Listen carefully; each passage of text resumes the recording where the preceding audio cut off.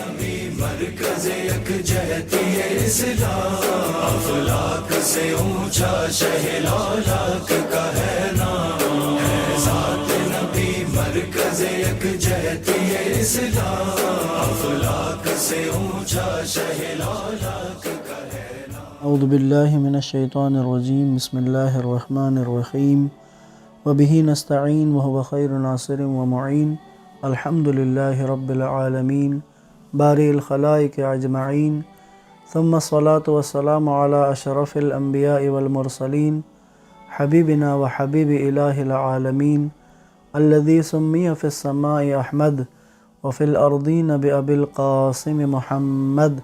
صلی اللہ علیہ وآلہ وسلم وعلی آلہ الطیبین الطاہرین المعصومین ولعنۃ الدائم علی اعدائہم اجمعین من یوم عداوتہم الی قیام یوم الدین۔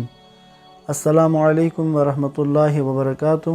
سیرت النبی آڈیو سیریز کی 33ویں قسط میں خوش آمدید۔ رسول گرامی قدر صلی اللہ علیہ وآلہ وسلم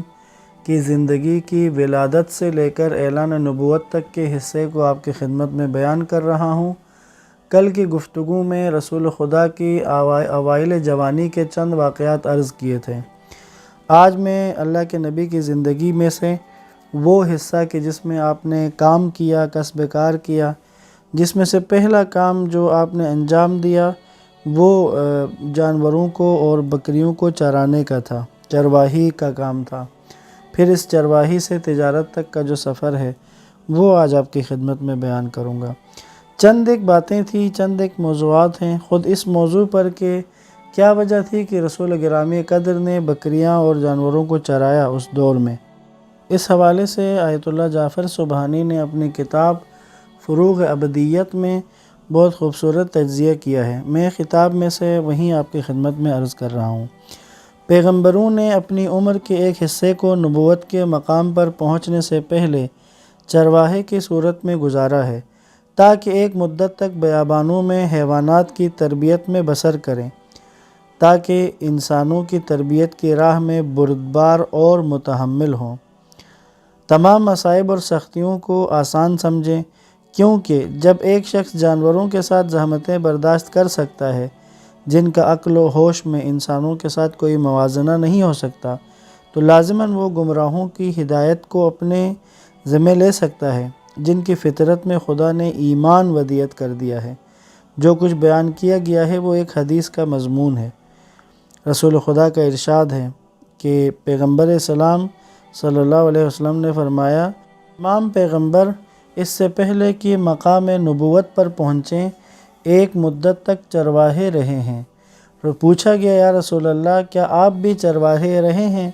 آپ نے فرمایا، ہاں، میں ایک مدت تک اہل مکہ کی بھیڑیں سرزمین قراریت میں چراتا تھا۔ پس ظاہر ہے کہ جو شخصیت ابو جہل اور ابو لہب جیسوں کے ساتھ نبرد آزمائی کرے، جو شخص یہ چاہتا ہے کہ ان پست و زبوں افراد کو انسان بنائے جن کے عقل و شعور کی یہ حالت ہے کہ ہر پتھر اور لکڑی کے سامنے جھک جاتے ہیں، انہیں ایسا انسان بنائے کہ ارادہ حق کے سوا کسی بھی ارادے کے سامنے سر نہ جھکائیں، نہیں تسلیم ہوں، تو اسے چاہیے کہ مدتوں تک گوناگوں راہوں سے صبر و حوصلے کی مشق پائے۔ ایک اور وجہ آیت اللہ جعفر سبحانی لکھتے ہیں کہ ہم خیال کرتے ہیں کہ پیغمبر اکرم صلی اللہ علیہ وآلہ وسلم کے چرواہا بننے کے لیے ایک اور وجہ بھی رہی ہے، اور وہ یہ کہ وہ آزاد مرد جس کی رگوں میں غیرت و شجاعت کا خون گردش کرتا ہے، قریش کے زور آوروں کی زبردستی، ان کا ناپاکی کا مظاہرہ اسے سخت و گراں گزرتا ہے۔ اس کے علاوہ پرستش حق سے مکہ کے معاشرے کی روگردانی، بے روح بتوں کے سامنے ان کا طواف پہلے سے بھی زیادہ ایک فہمیدہ و سمجھدار انسان پر ناگوار گزرتا ہے۔ انہی وجوہات کی بنا پر پیغمبر اکرم صلی اللہ علیہ وآلہ وسلم اپنی زندگی کی بساط کو ایسے معاشرے سے باہر لے گئے تھے، ایک مدت تک بیابان کے گوشوں میں، پہاڑوں کے دامنوں میں، جو طبعاً اس زمانے کے گندے معاشرے سے دور تھے،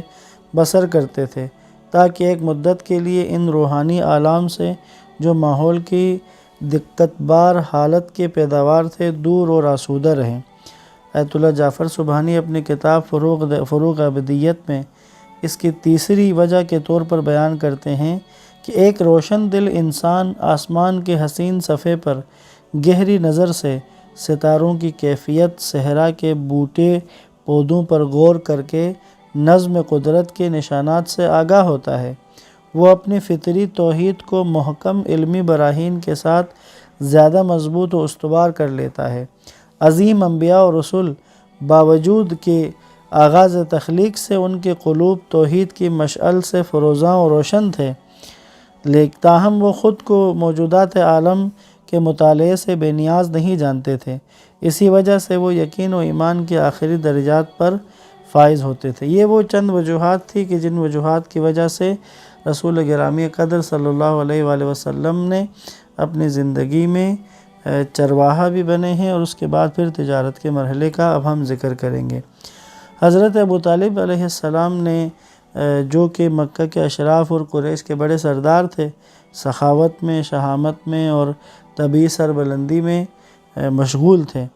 پس اب جب انہوں نے دیکھا کہ رسول خدا ابھی وہیں چرواہے ہی ہیں اور لوگوں کے بھیڑ بکریوں کو چراتے ہیں، تو اللہ کے نبی کے سامنے حضرت ابو طالب نے ایک تجویز پیش کی۔ وہ تجویز یہ تھی کہ اللہ کے نبی نے کہا کہ خدیجہ بنت خویلد جو قریش کے ثروت مند خاتون ہیں، ان کی تجارت کا حلقہ مصر و حبشہ تک پھیلا ہوا ہے، تو جناب خدیجہ کو ایک امین مرد کی تلاش ہے جو ان کی طرف سے قریش کے کاروان کی تجارت میں شرکت کرے، ان کے مال تجارت کو شام میں فروخت کرے۔ حضرت ابو طالب نے یہ اطلاع دینے کے بعد رسول خدا کو مشورہ دیا کہ وہ رسول خدا جناب خدیجہ کے ساتھ تعارف کروائیں اور ان کے مال تجارت کو حاصل کر کے وہ اگلے سفر جو تجارتی سفر ہونا ہے اس میں شامل ہو جائیں۔ اللہ کے نبی نے رسول خدا نے اپنے چچا کی اس فرمائش اور ان کی اس مشورے پر آپ نے یوں جواب دیا کہ شاید خود خدیجہ کسی کو میرے پاس بھیجے،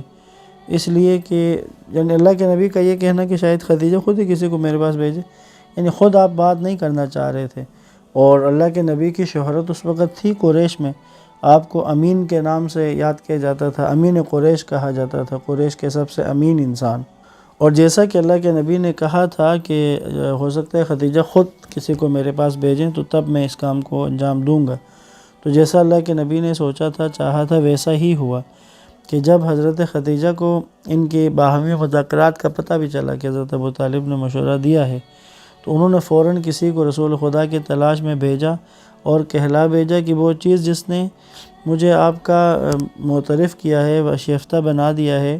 وہ آپ کی صداقت، امانت، دیانت اور آپ کے پسندیدہ اخلاق ہیں، اور فرمایا کہ میں حاضر ہوں کہ آپ میرے اس کاروان تجارت کو لے کر جائیں، اور اس سے پہلے میں اس کی اجرت جن لوگوں کو دیتی تھی میں تیار ہوں کہ آپ کو ان سے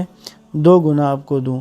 اور اس کے ساتھ اپنے 2 غلاموں کو بھی آپ کے ہمراہ بھیجوں جو تمام مراحل میں آپ کے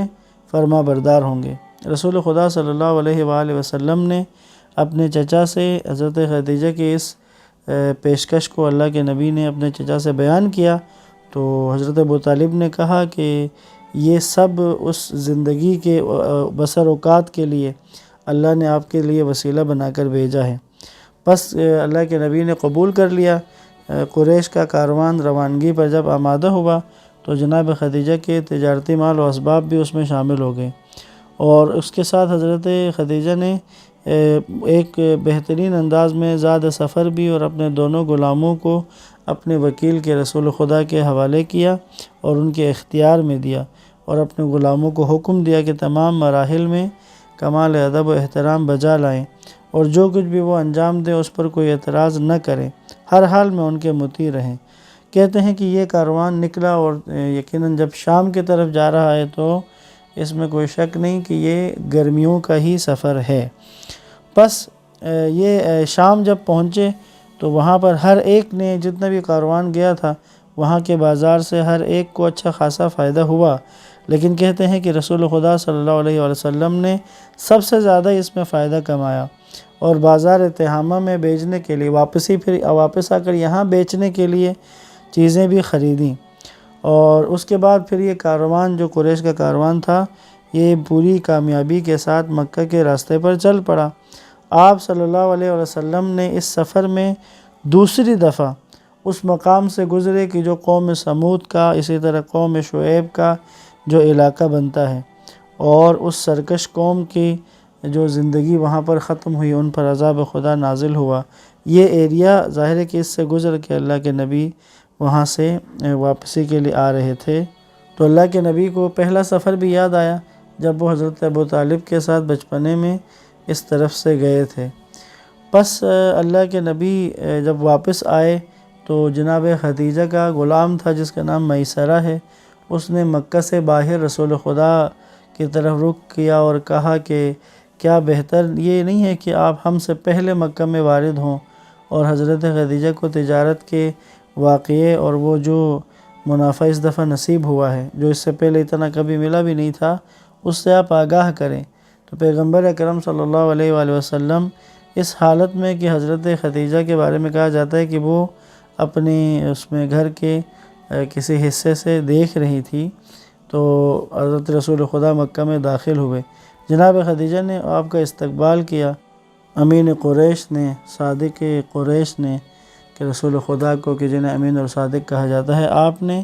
جناب خدیجہ کو اپنے تجارت کے احوال بتائے، اور اس کے بعد جو بھی وہ معاملات تھے تجارتی معاملات وہ ان کو منتقل کر دیے۔ کہتے ہیں کہ جناب خدیجہ کا جو غلام تھا میسرہ، وہ جب واپس آیا تو اس نے جو کچھ اس سفر میں دیکھا تھا رسول خدا صلی اللہ علیہ وسلم کی عظمت کے بارے میں، اور اسی طرح رسول خدا کے جو معاملات تھے تجارت کے دوران جو پیش آئے، ان سب کو انہوں نے اس میسرہ نے جناب خدیجہ کے سامنے بیان کر دیا۔ ایک واقعہ جو تاریخ میں نقل ہے وہ یہ تھا کہ رسول خدا صلی اللہ علیہ وسلم کا ایک بات میں ایک تاجر کے ساتھ اختلاف پیدا ہو گیا۔ اس شخص نے اللہ کے نبی سے کہا کہ آپ لات و عزیٰ کی قسم کھائیں تاکہ میں آپ کی بات کو قبول کروں۔ تو رسول خدا صلی اللہ علیہ وسلم نے اس کے جواب میں یوں کہا، میرے نزدیک موجودات میں پست ترین اور مبغوض ترین یہی لات و عزیٰ ہیں جن کی تو پوجا کرتا ہے۔ اور اسی طرح ایک اور واقعہ جو اسی سفر کے بارے میں جو جناب خدیجہ کے غلاموں نے رسول خدا کے ساتھ کیا تھا، کہتے ہیں کہ بصرہ میں محمد صلی اللہ علیہ وسلم آرام کے لیے ایک درخت کے سائے میں بیٹھ گئے تھے، تو اس وقت وہاں جو صومعہ تھا، عیسائی عبادت گاہ تھا،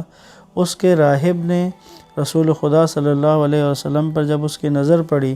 کہتا ہے وہ آیا اور اس نے مجھ سے ان کا نام پوچھا، یعنی یہ حضرت خدیجہ کا غلام بتا رہا ہے کہ انہوں نے مجھ سے ان کا نام پوچھا تو میں نے ان کا نام بتایا۔ کہتے ہیں اس کے بعد اس راہب نے کہا کہ یہ مرد جو اس وقت درخت کے سائے کے نیچے بیٹھا ہے، یہ وہی پیغمبر ہے کہ تورات و انجیل میں اس کے بارے میں نے کثرت سے بشارتیں پڑھی ہیں۔ پس اللہ کے نبی کی زندگی کا یہ ایک اہم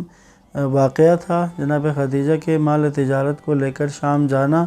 اور بہت اچھے منافع کے ساتھ، بہت اچھے انداز کے ساتھ اس تجارت کے مرحلے کو، اس کام کو انجام دینا، اور باقی تاجر کے جو، اگر میں یوں کہوں کہ جو مسلسل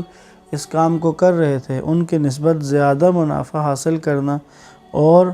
زیادہ بہتر انداز میں اپنے رویے، اپنے روش کے ساتھ، اپنے کردار کے ذریعے لوگوں تک، لوگوں کے ذہنوں میں اپنے کردار کی ایک شکل کو، ایک خوبصورت یاد کو باقی رکھوانا، یہ اللہ کے نبی کی سیرت حسنہ میں شامل ہیں۔ پس اللہ کے نبی کے اس سفر کی وجہ سے جناب خدیجہ کی نظروں میں اللہ کے نبی کی اہمیت، ان کی فضیلت اور ان کی قدر اور زیادہ بڑھ گئی، جو یہی قدر و منزلت اور یہی عاطفت و محبت تھی کہ جو اگلے ہی مرحلے میں حضرت خدیجہ نے جناب رسول خدا صلی اللہ علیہ وآلہ وسلم کے ساتھ ازدواج کا، شادی کا ارادہ کیا۔